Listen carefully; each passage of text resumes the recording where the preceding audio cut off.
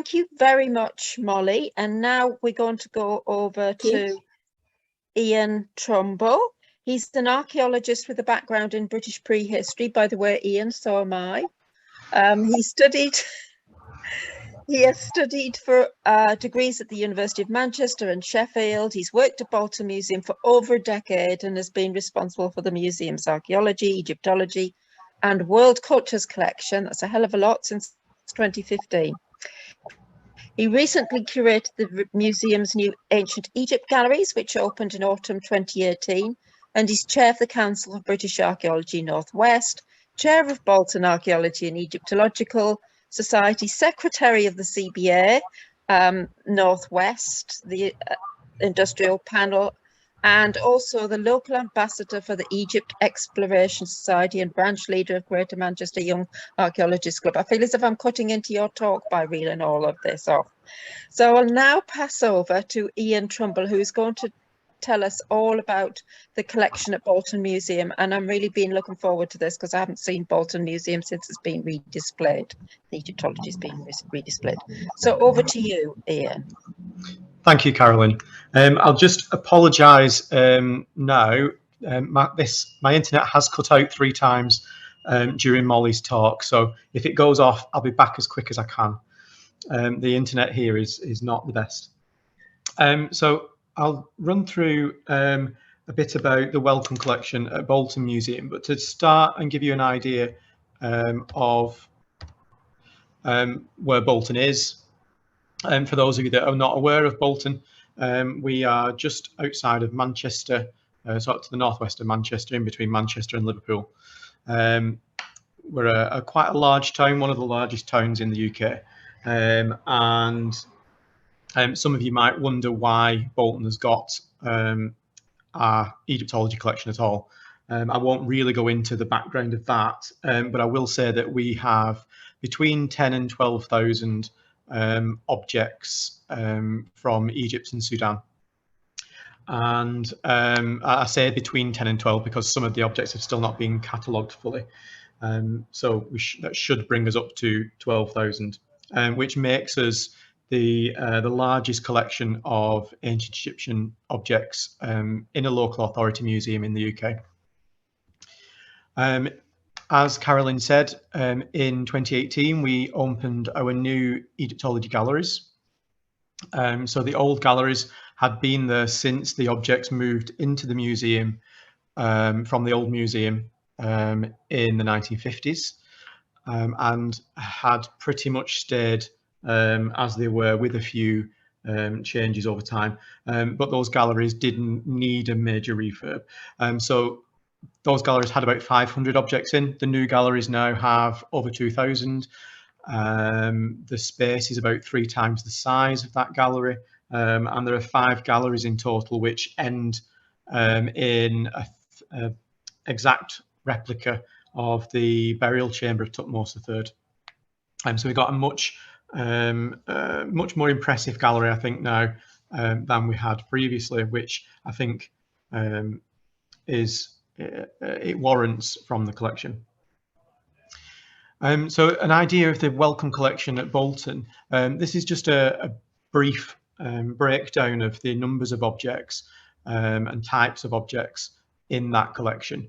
There is roughly about 480-ish objects. And again, I say that because you can see on that there are currently 14 objects on the list which have numbers, should be there, but are currently unlocated. But there are also 14 objects in the collection that have been listed as possible Wellcome objects. So that might actually marry up with those 14. But some of the objects are listed in different ways as well. So sometimes if you have, for example, a figurine, you might have a base that goes with that, and the base has been sometimes linked separately. So at the moment, we've got about 480-ish objects. You can also see from that breakdown of object types that textiles forms the largest part of the collection, which again, I think is very fitting for Bolton being a textile producing town, and the textiles in generally in the collection make up about 50 to 60% of that 12,000 objects. So the sort of distribution of objects from the Wellcome certainly matches that original collection. And what is interesting and what I'm not quite sure about, and actually Ken may know more about this than I do, is how those objects were selected to come to Bolton. I've not been able to find out from any of the letters from the time as to how those were selected. So textiles might seem like a good option to send to Bolton, but there are also quite large numbers of figurines, which I'll come on to a bit later, and also human remains as well. So quite a large selection of human remains, which do form more and give us more human remains for the collection than we had previously. I've added this slide in just yesterday because I saw the images in one of yesterday's lectures, and I thought they were quite interesting because I hadn't seen them before, particularly the image on the right-hand side with the display of Egyptian objects, and it's just made me curious as to whether some of those objects are actually the ones that came to Bolton. I haven't had the chance to go through that image, but it would be interesting to see if some of those were on display in the Wellcome Museum when it opened in 1913. What I also thought was interesting with the opening of the Wellcome Historical Medical Exhibition in 1913 was its links to Bolton. One of the speakers at the opening ceremony was Sir Thomas Barlow, who was at the time the president of the Royal College of Physicians. This is Sir Thomas.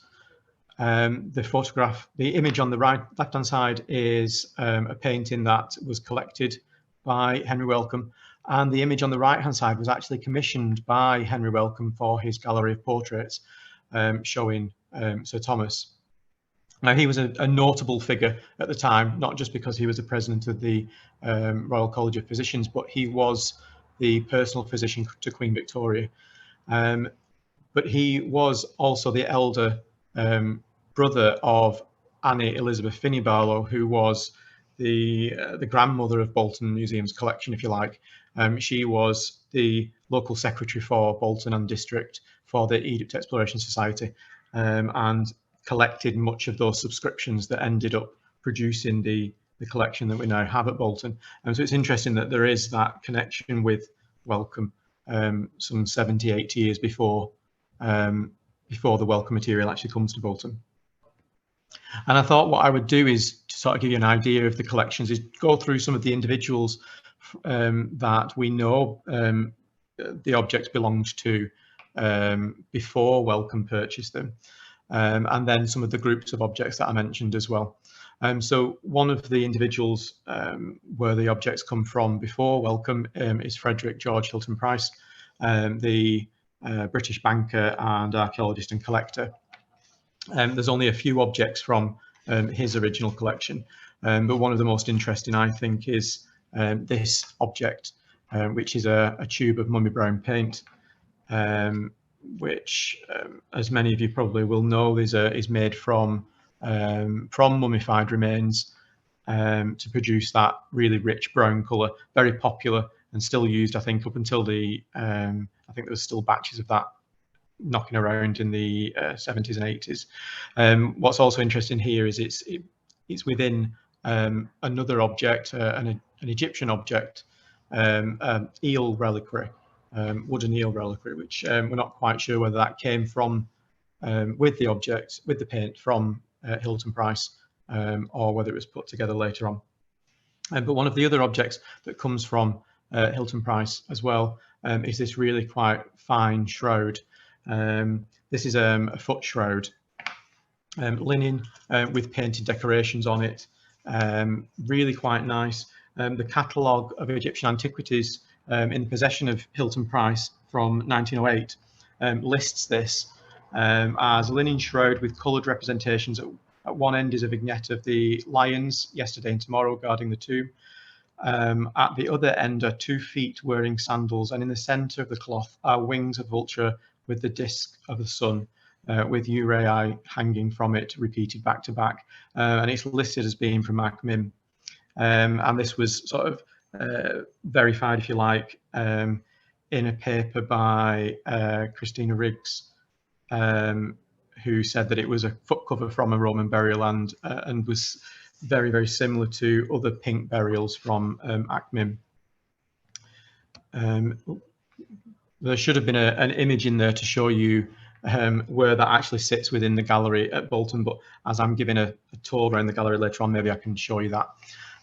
One of the other individuals that we have listed in the collection with prior ownership is Major Robert Grenville Geyer Anderson. You're probably better known for the Geyer Anderson cat, but some of the objects that we have are these quite nice wooden combs, some of them quite nicely decorated, others quite plain, nevertheless very nice examples. And another individual, Dr. Thomas Joseph Pettigrew, also known as Mummy Pettigrew. This is an image here from the Wellcome collection. And he got his nickname because of he was a surgeon and antiquarian, and he did quite a lot of mummy unwrappings. So we have some objects in the collection which are linked to him, which include these Hathoric textiles. You can see here they're not in particularly good condition, but these are actually the conserved state. Funds for this particular one were provided by Martin Davis in 2009, and an image seen there, drawing by Ana Garcia Martin, of the illustration on that textile, and you can see, you can make out the colours on the original textile as well. And the second textile is even in an even worse state, and the conservation funds were provided by Helen Lowell for this, again in 2009. And you can see the image there, which is really, really helpful in terms of making out what this this textile actually is. But there are many pieces of textiles in the collection linked to Pettigrew. Those two particular pieces were said to have been taken from a mummy by Pettigrew, although that is disputed. There are other pieces in the collection which have original writings with them. The one on the left said that it was bought from Thebes by Salt, and then was linked to an unrolling at the Royal Institution in 1836. And the one on the right-hand side is another piece taken from a mummy by Mr. Pettigrew in 1837. This is quite common practice at the time, to sort of go along and see a mummy be unwrapped. And then you can take away a souvenir, a piece of that textile. So I'm sure many museums have got these in, but we have some that are linked to Pettigrew himself. This is another piece in the collection which is actually framed at the time in 1824-34.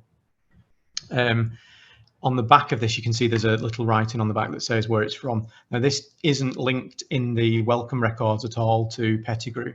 The back of this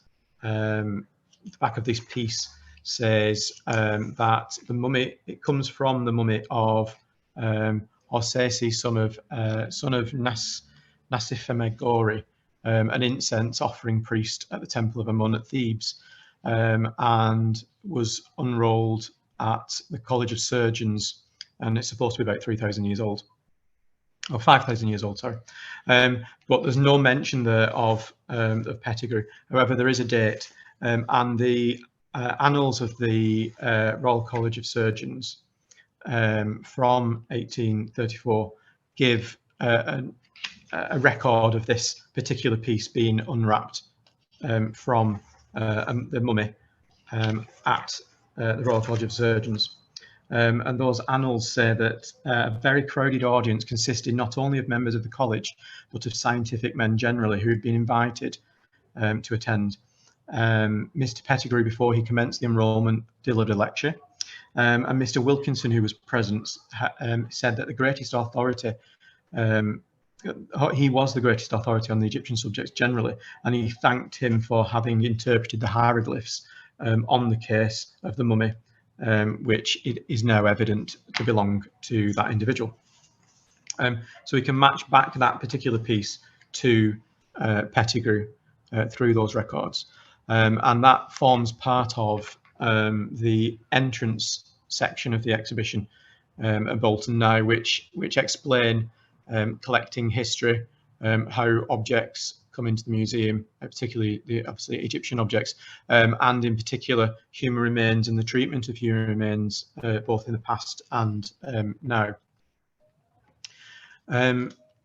Along with human remains, there are lots of mummified animals from the Wellcome collection.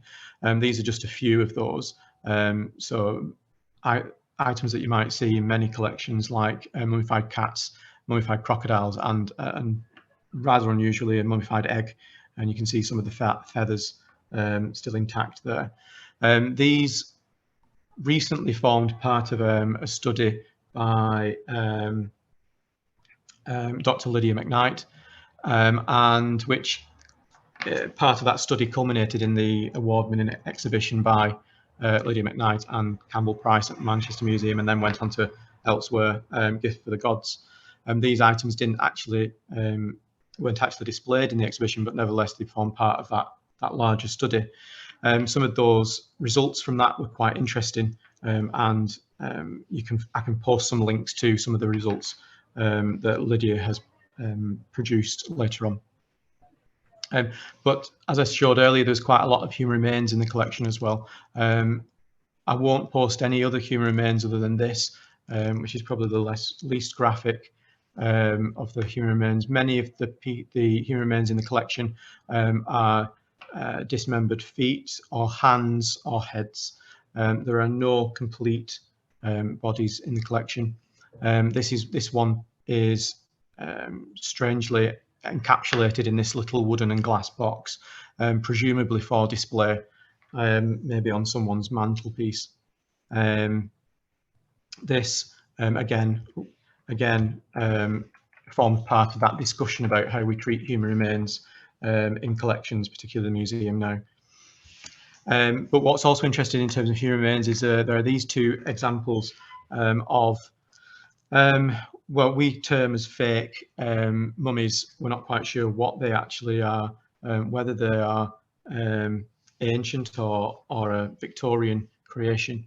But these, whilst that study with the animal mummies was taking place by Lydia, we had the opportunity to scan these as well. There is an example in Manchester Museum's collection, which I believe, and Campbell can correct me, is 18th dynasty from Gerza, and it's an excavated example, so we know that that is ancient. But the two pieces on the left-hand side were not sure because of the lack of provenance through the Wellcome collection. But when we did scan them, the first one that's in the small box, which I'm fairly certain that box is modern. There is no anything to show inside of that piece. You can see on the right hand side, you can just about make out the sort of wrappings inside. There are linen fragments there, maybe some bits of twigs or something. But other than that, there is nothing. There is the cartonnage on top, which in itself is interesting because some of the decoration is sideways, so presumably, or maybe using pieces of actual cartonnage on the piece. But other than that, there's nothing to show inside that. The other one, when we displayed this for the galleries, we also found a roll of papyrus underneath it, which you can just about make out. There is some inscriptions on that. That is far too fragile in any way to unroll, but it'd be interesting if at some point we'd be able to work out what that papyrus is for. But the other one was far more interesting. It is much more humanoid in form, and what was interesting when we scanned that was you can see that not only have they gone to the extent of creating the body, but the skull they've managed to model in plaster, we think. So we're pretty sure it's not bone, but they've gone to the trouble of moulding a shape of a skull and then covered it in this sort of mud or plaster.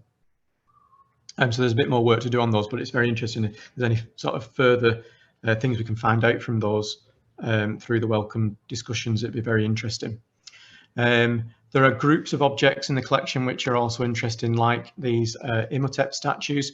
It was quite nice when I saw yesterday that the booklet for the historical medical exhibition featured Imhotep on the front. And as I said, we're not quite sure how the objects were selected to come to Bolton, but we have, as you can see, 9 of these in the collection, and yet I believe that Manchester in the distribution didn't get any. So it's interesting to see how that is split up, and it's very similar with groups of objects like these Osiris figurines, which have got 10 here, but I think we've got 11 in the collection from Wellcome. And Ken did mention this particular item yesterday. One of the other individuals from the collection is Rev William McGregor, who you heard yesterday has or had one of the largest private collections, and one of the largest private collections to be sold at auction. And Ken mentioned that he was managed to match up the handle to a jar that is at the Fitzwilliam Museum. And only yesterday I did come across a letter from 1982 when the Wellcome material came to Bolton, and in that letter it does say that this particular item is the handle of one vessel, and we subsequently discovered that this number should also refer to 2 unnumbered amphorae, list numbers 95 and 96. So just clarifying that that is the same object, because we haven't actually physically matched that up to the jar, and it would be quite nice if we could match those 2 particular pieces together. And just to give you another sort of interesting bit of information, not particularly linked to Wellcome at all, but linked to William McGregor. This is another item that was matched up fairly recently in 2019 from McGregor's collection. A piece, the small fragment on the left-hand side, was in the Bolton collection, and the bowl was in a private collection in Germany and was matched up by Egyptologist Tom Hardwick, one of my predecessors at Bolton, and very kindly funded the purchase of that by a number of individuals who, some of which are with us today. So very thankful for that. And so particularly McGregor's collection seems to have been split up quite literally amongst different collections. And one of the last things that I mentioned is the plaster casts. And I know that there's Lee McSteen will be talking about plaster casts later on today, and Molly's already mentioned some of the plaster casts. These are some of the photographs from the Wellcome collection when the display was at the museum in London, and you can see some of items on here are actually now at Bolton. So on the left-hand side, you have the doorway from the Temple of Horus at Edfu. On the left-hand side, the 2 large casts in the centre of that image, I'm not quite sure where they are, but they're not at Bolton. And then on the right-hand side, you have the large, long cast above that door, which is an image of a solar bark.